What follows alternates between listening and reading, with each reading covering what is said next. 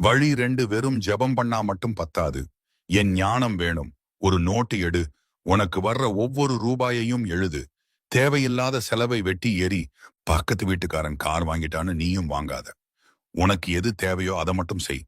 கடன் கொடுத்தவங்க கிட்ட போய் ஒளிஞ்சு ஓடாத. நேரா போய் நில்லு. நான் ஏமாத்த மாட்டேன், கொஞ்சம் டைம் கொடுங்கன்னு தைரியமா பேசு. அந்த தைரியத்தை நான் உனக்கு தருவேன். 5 அப்பத்தையும் 2 மீனையும் வச்சு ஆயிரக்கணக்கான பேருக்கு சாப்பாடு போட்டவன்னா உன் கையில இருக்கிற கொஞ்சம் காசை நான் பெருக வைப்பேன். நம்பு. வழி 3 இத கேட்டா உனக்கு கிறுக்கு பிடிச்ச மாதிரி இருக்கும். கையில காசு இல்ல, இவரு கொடுக்க சொல்றாரேன்னு நினைக்காத. நான் லூக்காவுல என்ன சொன்னேன்? கொடுங்கள், அப்பொழுது உங்களுக்கு கொடுக்கப்படும். உன்கிட்ட 100 ரூபாய் இருந்தா அதுல 10 ரூபாயாவது இல்லாதவங்களுக்கு கொடு. ஏன்னா பிடிச்சு வைக்கிற கைக்குள்ள எதுவும் வராது, கொடுக்கிற கைக்குள்ளதான் ஆசீர்வாதம் வரும். ஒரு ஏழை விதவை தன்னோட சாப்பாட்டுக்கு வச்சிருந்த கொஞ்சம் மாவை கூட தீர்க்கதரிசிக்கு கொடுத்தா. அதனால அவ பானையில மாவு குறையவே இல்லை. இதுதான் அதிசயம். உன் மனசு தாராளமா இருந்தா உன் பிரச்சனையும் தாராளமா தீரும். சரி, இப்போ ஒரு முக்கியமான விஷயம்.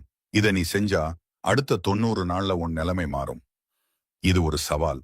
காலை 5 நிமிஷம் என்கிட்ட பேசு. இந்த நாள்ல என் பணத்தை நீங்க பாத்துக்கோங்கன்னு சொல்லு. மதியம் ஒரு நோட்டுல வரவு செலவை எழுது. 1 ரூபாய் கூட வீணாக்காத. இரவு நிம்மதியா தூங்கு. ஏன்னா காவல் காக்க நான் இருக்கேன். இத 90 நாள் விடாம செய். உன்னை அவமானப்படுத்தினவங்க முன்னாடி உன்னை நான் தலை நிமிர வைப்பேன். இது என் சத்தியம். நான் வழியை உண்டாக்குவேன். என் பிள்ளையே, மலை போல நம்பு. நான் உன்னை கைவிட மாட்டேன். உன் கடன் சுமை இன்னைக்கு என் தோள் மேல இருக்கு. நீ தனியா இல்ல. இப்போ உன் முழு நம்பிக்கையோட கமெண்ட்ல இத டைப் பண்ணு. என் கடனை உம்மிடம் ஒப்படைக்கிறேன்.